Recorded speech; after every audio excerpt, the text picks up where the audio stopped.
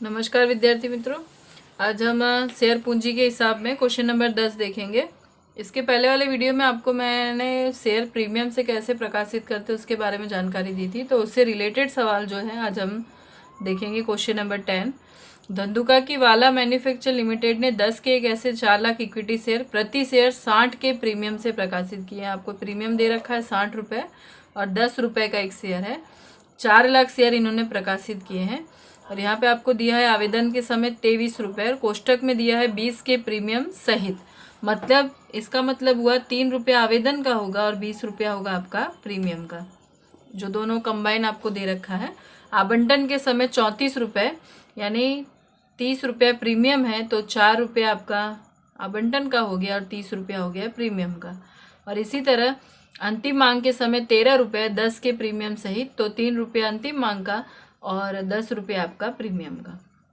ये हमने इसको डिवाइड कर दिया अलग अलग, 3, 4, 3, 7 और 3, 10, ये 10 रुपये के शेयर हो गए जो अलग अलग समय मंगवाए गए थे।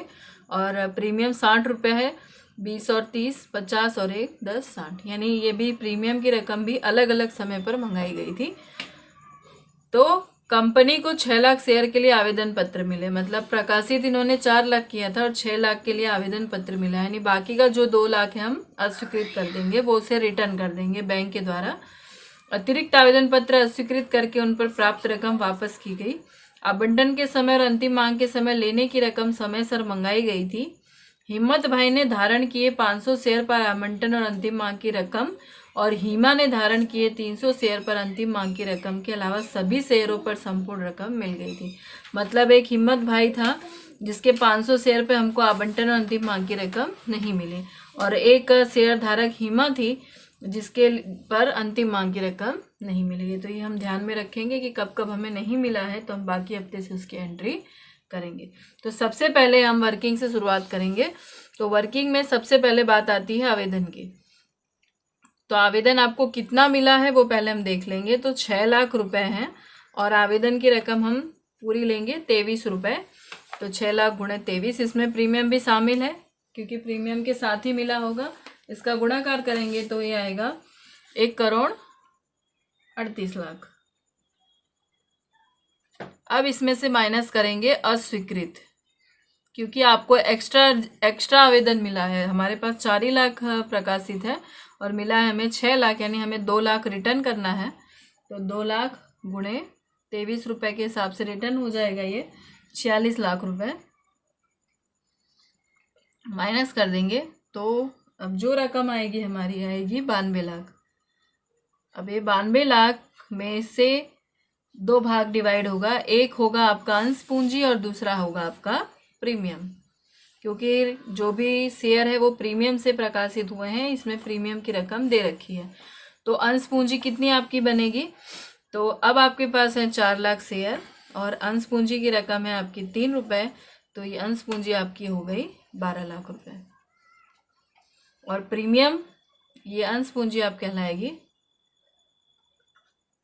और ये होगा प्रीमियम। तो प्रीमियम भी आपका 4 लाख गुणे 20 रुपये, तो ये हो गया 80 लाख रुपए। यानी आपका अंश पूंजी और प्रीमियम दोनों डिवाइड हो गया 92 लाख में। अंश पूंजी और प्रीमियम डिवाइड किया हमने, 3 रुपये अंश पूंजी का और प्रीमियम का 20 रुपये। ये हो गई आवेदन की बात। अब आती है बारी आवंटन की।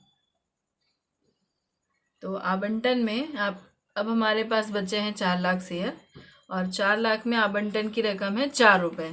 तो पहले इसकी कैलकुलेशन कर देंगे तो ये हो जाएगा 16 लाख रुपए, और प्लस करेंगे प्रीमियम भी है इसमें, इसलिए प्रीमियम की एंट्री भी करनी पड़ेगी हमें। तो 4 लाख गुणे प्रीमियम है हमारे पास 30 रुपये, तो ये हो गया टोटल 12 लाख रुपए। सॉरी, 1,20,00,000 रुपए। ये 1,20,00,000 हो गए।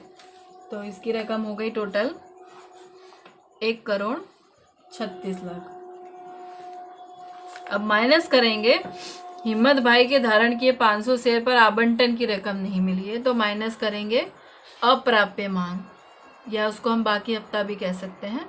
कितने शेयर है? 500, और कितना नहीं मिला है हमें। अब टोटल लेंगे इसका 34 रुपये। क्योंकि प्रीमियम के साथ ही नहीं मिला होगा हमें, तो हमें 17,000 रुपये नहीं मिले हैं, तो 17,000 हम इसमें से माइनस कर देंगे। तो रकम आएगी 1,35,83,000, जो कहलाएगा हमारा बैंक खाते।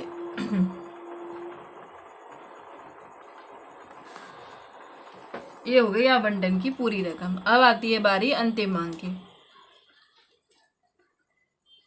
तो अंतिम मांग में भी 4 लाख शेयर, और अंतिम मांग की रकम है 3 रुपये, 4 दिए हो गए ये 12 लाख। प्लस करेंगे हम प्रीमियम, प्रीमियम होगा आपका 4 लाख गुणे 10, यानी ये हो गया 40 लाख। टोटल हो गया आपका 52 लाख। और माइनस करेंगे यहाँ से अप्राप्य मांग। अप्राप्य मांग में आपको 500 शेयर हिम्मत भाई के और 300 शेयर हिमा के, यानी टोटल हो गए आपके 800 शेयर पे 13 रुपये के हिसाब से हमें रकम नहीं मिली है। जो नहीं मिली है हमें 10,400 रुपये। माइनस कर देंगे तो ये आएगा 51,89,600। ये कहलाएगा हमारा बैंक खाते, यानी हमें इतनी रकम मिली होगी। तो ये कैलकुलेशन हमने कर दिया। अब हम करेंगे धंधुका की वाला मैन्युफैक्चर लिमिटेड की बही में रोजनामचा। तो रोजनामचा में पहले ही मैंने आपको बताया था, सबसे पहली एंट्री शुरुआत हम करेंगे बैंक खाते उधार। जितनी रकम हमें मिली है वो लिख दी जाएगी। इक्विटी शेयर आवेदन खाते का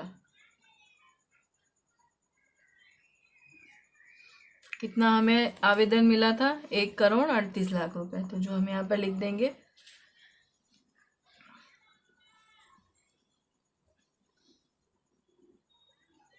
नंबर 2 एंट्री करेंगे।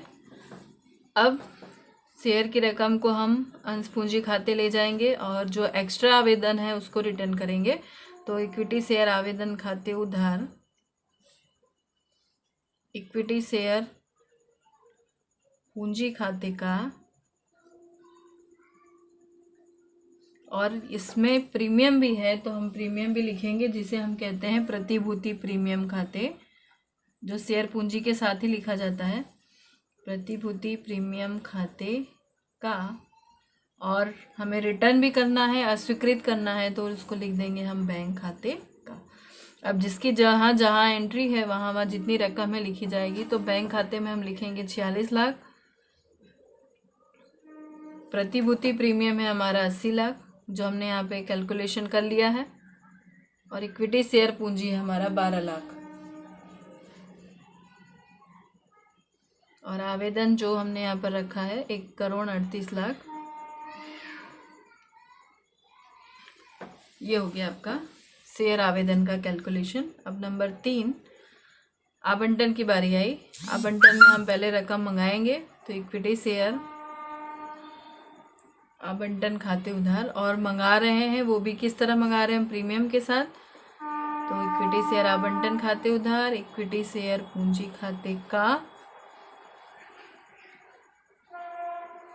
और शेयर पूंजी है तो प्रीमियम भी है, तो यहाँ पर प्रीमियम भी लिख दिया जाएगा, प्रतिभूति प्रीमियम खाते का।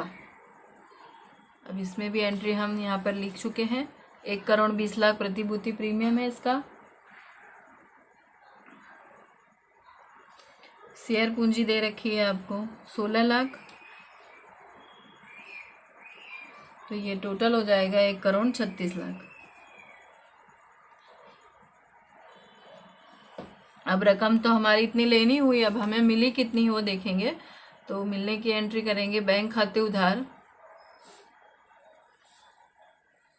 अप्राप्य मांग खाते उधार, और इक्विटी शेयर आवंटन खाते का। बैंक खाते उधार में यहाँ पे हमने रकम हमें जो मिली है वो हम लिख देंगे 1,35,83,000। अप्राप्य मांग है हमारा 17,000, और इक्विटी शेयर आवंटन खाते का आएगा 1,36,00,000। दोनों का टोटल ले देखें या फिर यहाँ से रकम हम यहाँ ले आएंगे। अब आएगी 5वीं एंट्री, ये आवंटन का कैलकुलेशन पूरा हुआ। अब आती बारी अंतिम मांग की। तो अंतिम मांग की रकम लेनी होगी। इक्विटी शेयर अंतिम मांग खाते उधार, इक्विटी शेयर पूंजी खाते का, और इसमें भी प्रीमियम है तो प्रीमियम लिखा जाएगा प्रतिभूति प्रीमियम खाते का। प्रतिभूति प्रीमियम खाते का में आएगा 40 लाख, इक्विटी शेयर पूंजी में आएगा 12 लाख, और अंतिम मांग में आएगा टोटल इसका 52 लाख। अब ये रकम तो हमारी लेनी हुई। अब हमें रकम कितनी मिली वो देखेंगे हम। तो बैंक खाते उधार, अप्राप्य मांग खाते उधार,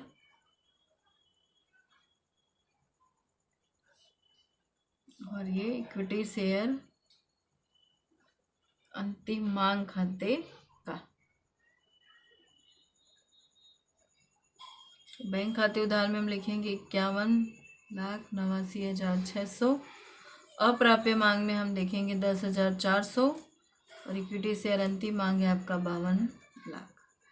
तो ये आपकी एंट्री होगी पूरी, यानी इसमें हमें प्रीमियम कैसे किस तरह कैलकुलेशन किया है वो देखा हमने, और इसकी प्रविष्टि 2 इसकी 2 इसकी और 2 इसकी टोटल 6 प्रविष्टि हमने यहाँ पे लिख ली है।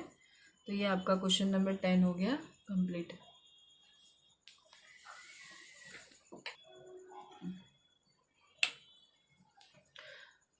इसके बाद हम जो सवाल देखेंगे वो शेयर जब्ती के सवाल हैं। आपने प्रीमियम के सवाल देख लिए आगे।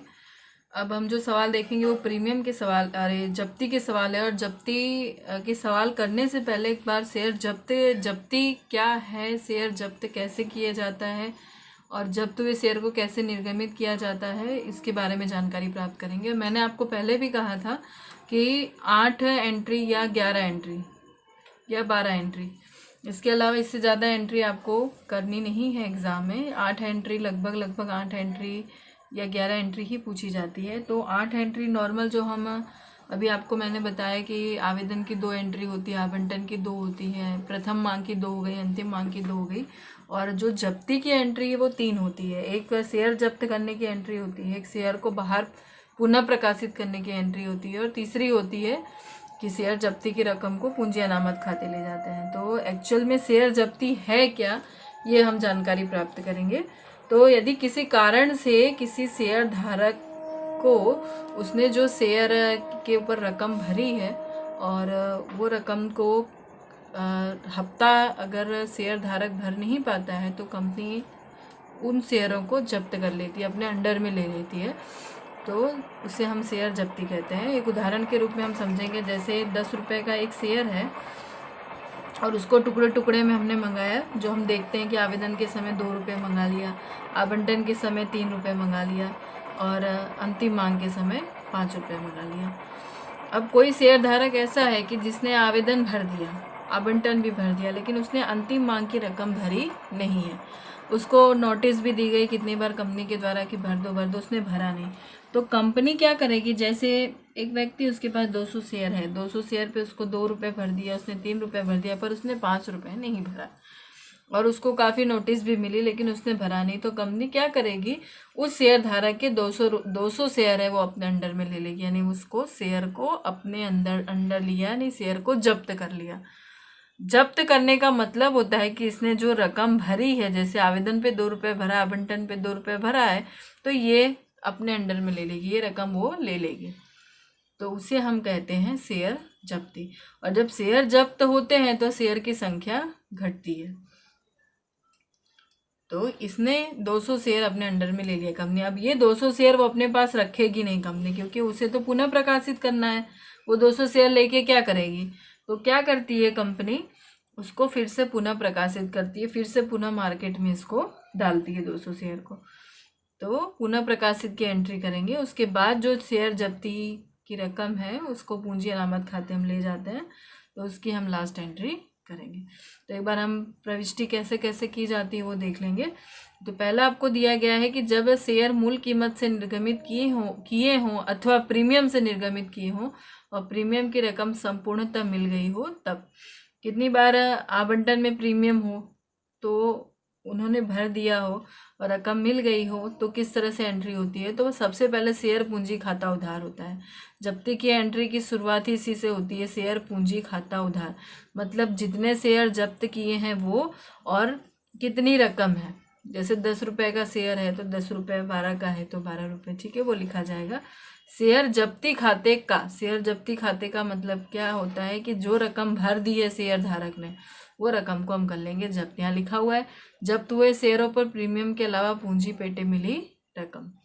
और नीचे क्या लिखा जाएगा, शेयर जब्ती के नीचे जो रकम इन्होंने भरी नहीं है। जैसे इन्होंने अंतिम मांग नहीं भरा है तो यहाँ सिर्फ अंतिम मांग की रकम आएगी। जैसे आवंटन और अंतिम मांग नहीं भरा है तो आवंटन भी आएगा और अंतिम मांग भी आएगा। लिखा है ना, आवंटन के समय मंगाई परंतु नहीं मिली रकम, या फिर कोई मांग नहीं भरा है तो मांग या के समय मंगाई परंतु नहीं मिली रकम। ये तो नॉर्मल जब शेयर मूल कीमत से निर्गमित किए हों तब। अब जब शेयर प्रीमियम से निर्गमित किए हों और प्रीमियम की रकम मिलनी बाकी हो तब क्या करते हैं हम।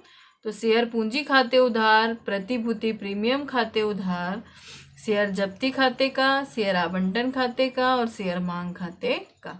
मतलब जब प्रीमियम हो किसी में भी, आवेदन में हो, आवंटन में, अंतिम मांग में, और जब्त कर रहे हैं तो प्रतिभूति प्रीमियम भी लिखा जाता है अगर प्रीमियम से की रकम जब्त हो रही है तब। तो ये उसकी एंट्री है शेयर जब्त करने की, जो हम आप अच्छे से इसको तैयार कर लेंगे तब आपको जब्ती का सवाल समझ में आएगा। और ज़्यादातर बोर्ड में जब्ती के सवाल ही पूछे जाते हैं। तो जब्ती की 3 एंट्री आपको परफेक्ट आनी चाहिए। जब्ती क्या है वो समझ में होना चाहिए और जब्ती से रिलेटेड प्रविष्टियाँ भी आनी चाहिए आपको।